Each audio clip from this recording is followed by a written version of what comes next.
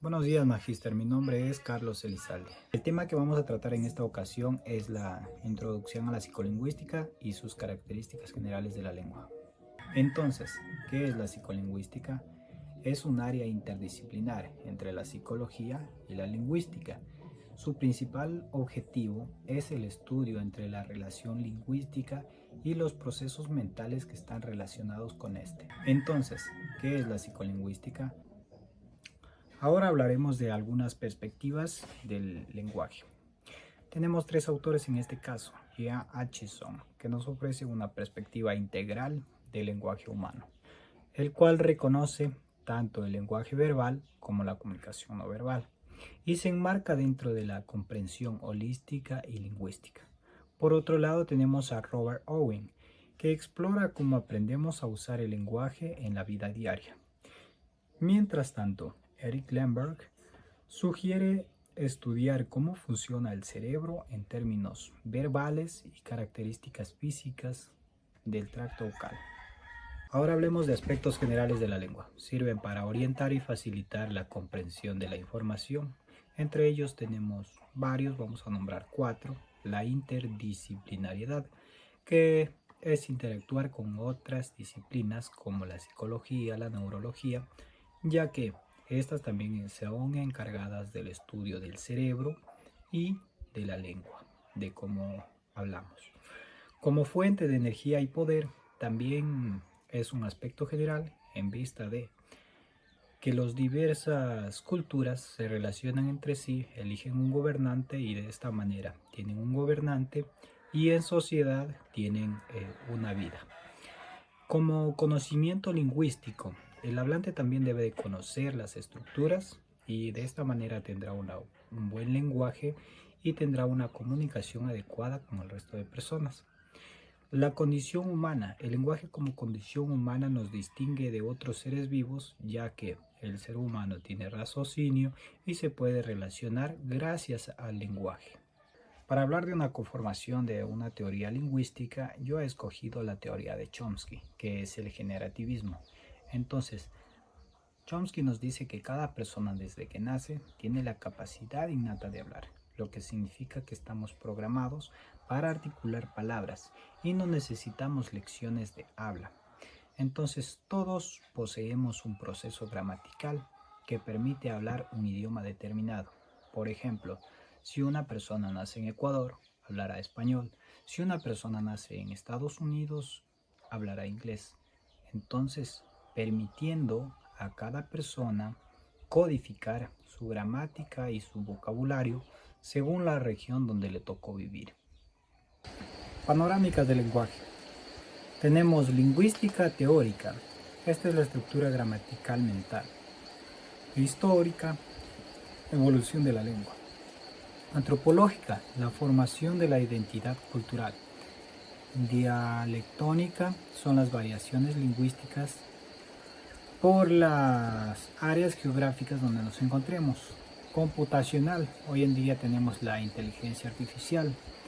Lingüística matemática, como la semántica calculable y la lógica. Todas estas panorámicas y otras más muestran cómo se aborda el estudio del lenguaje a través de los enfoques, denotando la riqueza y la complejidad del estudio lingüístico. Características generales de la lengua. Entre ellas tenemos simplicidad, infinitud y variedad, propiedades universales, adquisición infantil y cambio lingüístico. Todas estas características destacan la complejidad y la naturaleza de la dinámica del lenguaje, así como su importancia en la comunicación humana y en la sociedad. Conocimiento del lenguaje.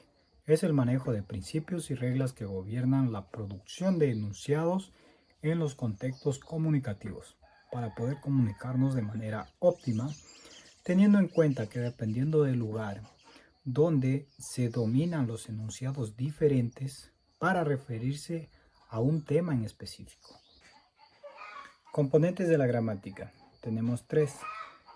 Como primero, léxico. Es la comprensión y producción del lenguaje al seleccionar palabras para comunicar ideas y significados. Sintaxis Es el componente de la gramática mental que representa el conocimiento y permite saber cuándo una oración está bien o mal formada. Como semántica tenemos que se manifiesta en el significado de las palabras, oraciones y frases, ayudándonos a entender el significado de las palabras y cómo se relacionan entre sí en diferentes contextos. Este tema de la psicolingüística nos conlleva a hablar sobre la comunicación y nos dice que la comunicación es el intercambio de información, de ideas y emociones entre individuos utilizando los diversos medios. Es así que encontramos personas comunicándose, hablando frontalmente, personas que utilizan medios tecnológicos como los teléfonos y personas que pueden utilizar también los medios de comunicación, lo que son las redes sociales, la televisión, entre otros. También tenemos la comunicación no verbal. La comunicación no verbal, por el contrario, es el intercambio de mensajes sin palabras o utilizando gestos, expresiones faciales y posturas corporales como lo vemos en las imágenes.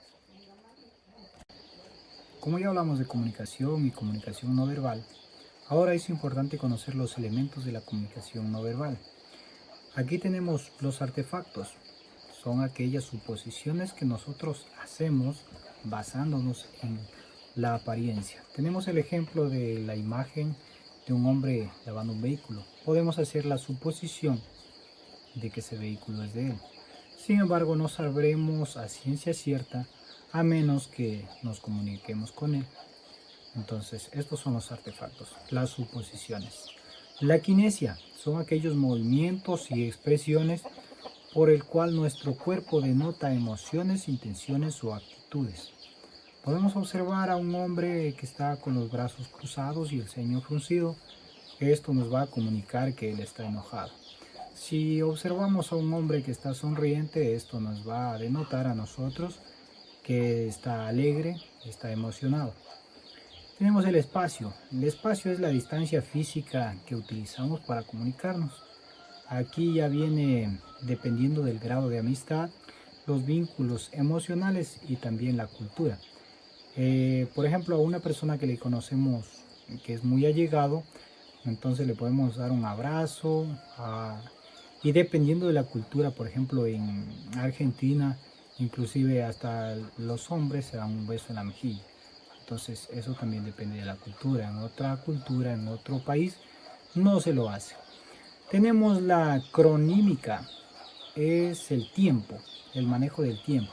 Y dependiendo de la cultura también hay un enfoque sobre la puntualidad, ya que su importancia en el ámbito laboral es esencial. ¿Para qué? Para tener positivismo o negativismo. Ejemplo, aquí en Ecuador pues manejamos la impuntualidad, por así decirlo, ya que nos tomamos unos minutos más tarde, ponemos excusas y entonces pues lo manejamos así. Sin embargo, esa impuntualidad puede causar problemas al momento de ir a pedir trabajo o al momento de estar trabajando. Siempre voy a poner. Hemos llegado al final de este conocimiento, entonces tenemos unas conclusiones. Como primera tenemos que la psicolingüística nos brinda entendimiento de cómo comprendemos, producimos y adquirimos el lenguaje. También investiga los procesos lingüísticos afectados por lesiones o trastornos. Entonces vemos que es un campo muy amplio.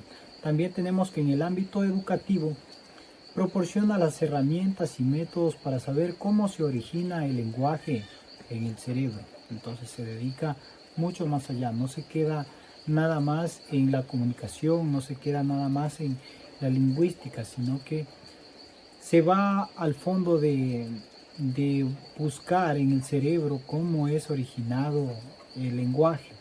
Hay muchos estudios y le brinda también esta oportunidad a las otras especialidades como son la neurología, la psicología.